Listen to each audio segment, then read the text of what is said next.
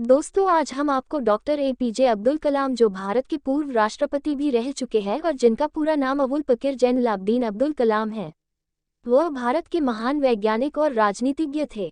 इन्होंने भारत के मिसाइल और परमाणु हथियार कार्यक्रमों में अहम भूमिका निभाई। आज हम इस वीडियो में एपीजे अब्दुल कलाम वाइफ, एज, नेटवर्थ, प्रारंभिक जीवन, बुक्स, अवार्ड्स आदि के बारे में विस्तारपूर्वक जानकारी प्राप्त कर सकते हैं। भारत के परमाणु ऊर्जा क्षेत्र में अहम किरदार निभाने के कारण अब्दुल कलाम जी को भारत का मिसाइल मैन भी कहा जाता है। परमाणु हथियार कार्यक्रमों में सम्मिलित होने कारण डॉक्टर अब्दुल कलाम जी को भारत का सर्वोच्च नागरिक पुरस्कार भी प्रदान किया गया था।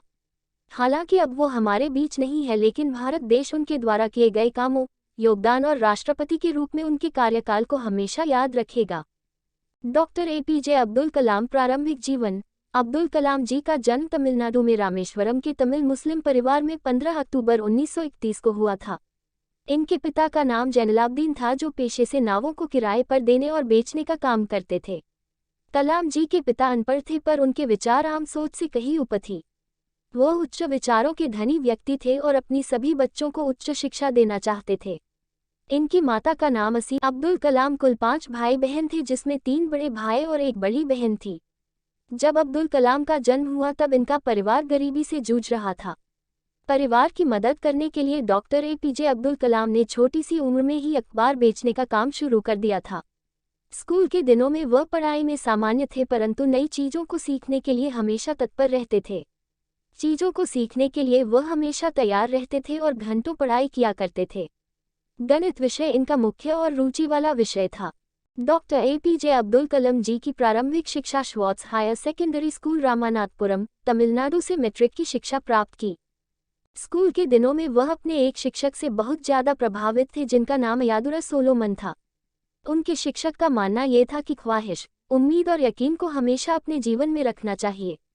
इन मूल मंत्रों पर काबू करना बहुत जरूरी है। इन 3 मूल मंत्रों के कारण आप अपनी मंजिल को बिना किसी परेशानी के पा सकते हैं। इन मूल मंत्रों को अब्दुल कलाम जी ने अपने आखिरी समय तक अपने जीवन में कायम रखा। अपनी प्रारंभिक शिक्षा पूरी करने के बाद डॉक्टर एपीजे अब्दुल कलाम ने तिरुचिरापल्ली के सेंट जोसेफ कॉलेज से 1954 भौतिक विज्ञान में बीएससी की डिग्री प्राप्त की। इसके बाद 1955 में वह मद्रास चले गए। कलाम जी को लड़ाकू पायलट बनना था, जिसके लिए उन्होंने institute of technology in aerospace engineering में शिक्षा ग्रहण की, परंतु परीक्षा में उन्हें 9वां स्थान मिला, जबकि आईएफ ने 8 परिणाम घोषित किए, जिसके कारण वह सफल नहीं हो पाए।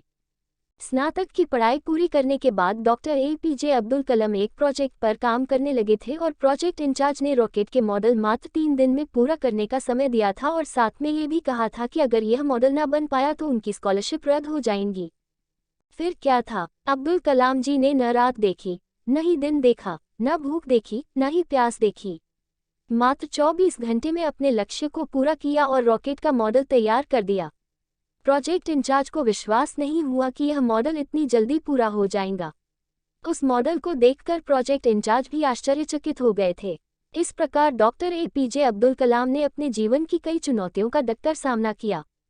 स्नातक की पढ़ाई पूरी करने के बाद कलाम जी ने रक्षा अनुसंधान और विकास संगठन में एक वैज्ञानिक के रूप में शामिल हुए। इन्होंने प्रसिद्ध वैज्ञानिक विक्रम साराभाई के साथ भी काम किया। 1969 में डॉक्टर एपीजे अब्दुल कलाम इसरो आ गए और वहां पर इन्होंने परियोजना निर्देशक के पद पर काम किया। इसी पद पर काम करते समय भारत का प्रथम उपग्रह रोहिणी पृथ्वी की कक्षा में वर्ष 1980 में स्थापित किया गया। इसरो में शामिल होना डॉक्टर एपीजे अब्दुल कलाम के लिए बहुत ही सौभाग्य की बात थी, क्योंकि उनको ऐसा लगा कि जिस उद्देश्य के लिए वह जी रहे हैं उनका वह उद्देश्य पूरा होने लगा है। वर्ष 1963-64 में अब्दुल कलाम ने अमेरिकी संगठन नासा में भी दौरा किया। भारत के प्रसिद्ध परमाणु वैज्ञानिक राजा रमन्ना ने पहला परमाणु परीक्षण किया, जिसमें कलाम जी को परीक्षण करने के लिए बुलाया गया। 1970-1980 के दशक में डॉक्टर अब्दुल कलाम अपने कार्यों की सफलता के कारण देश के प्रसिद्ध वैज्ञानिक बन गए और ख्याति बढ़ने के कारण उस समय की प्रधानमंत्री श्रीमती इंदिरा गांधी ने अपने कैबिनेट की मंजूरी के बिना ही कुछ गुप्त कार्यों के लिए अनुमति दी थी। भारत के राष्ट्रपति रहने के दौरान डॉक्टर कलाम अपने कार्यों की सफलता और अपनी उपलब्धियों के कारण राष्ट्रीय जनतांत्रिक गठबंधन (एनडीए) की सरकार ने डॉक्टर एपीजे अब्दुल कलाम को 2002 को राष्ट्रपति पद के लिए उम्मीदवार बनाया। अब्दुल कलाम जी ने अपने प्रतिद्वंदी लक्ष्मी सहगल को भारी मतों से हराकर 25 जुलाई 2002 को भारत के 11वें राष्ट्रपति के रूप में शपथ ली। डॉक्टर एपीजे अब्दुल कलाम एक ऐसे राष्ट्रपति हैं जिनको राष्ट्रपति बनने से पहले भारत रत्न का पुरस्कार मिल चुका है।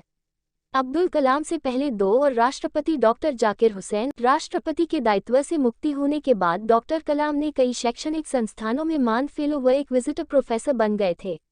उन्होंने बनारस हिंदू यूनिवर्सिटी में जैसे मानी यूनिवर्सिटी में भी सूचना प्रौद्योगिकी में कार्य किया। कलाम हमेशा से ही देश के युवाओं के लिए प्रेरणा स्रोत रहे हैं। डॉक्टर कलाम हमेशा से युवाओं के भविष्य को बेहतर बनाने के लिए कई तरह के प्रयास करते रहे हैं।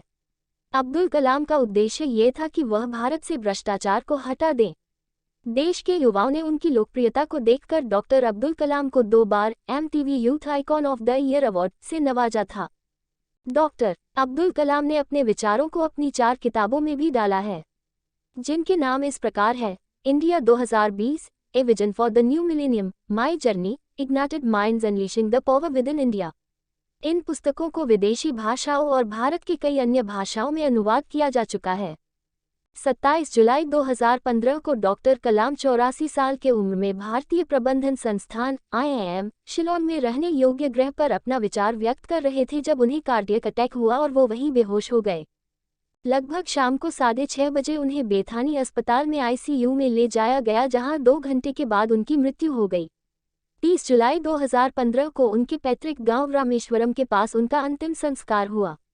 उनके अंतिम अनुष्ठान के समय कम से कम 3,50,000 लोग शामिल थे, जिसमें भारत के प्रधानमंत्री श्री नरेंद्र मोदी, तमिलनाडु के राज्यपाल, कर्नाटक, केरल और आंध्र प्रदेश के मुख्यमंत्री आदि लोग शामिल थे। अगर व्यक्तिगत जीवन के बारे में कहा जाए तो डॉक्टर कलाम पूरी तरह अनुशासन का पालन करने वाले थे। कलाम जी श्रीमद् भागवत गीता और कुरान दोनों का अध्ययन करते थे। भारत को विकासशील देश से विकसित देश बनाने का उनका बहुत बड़ा सपना था।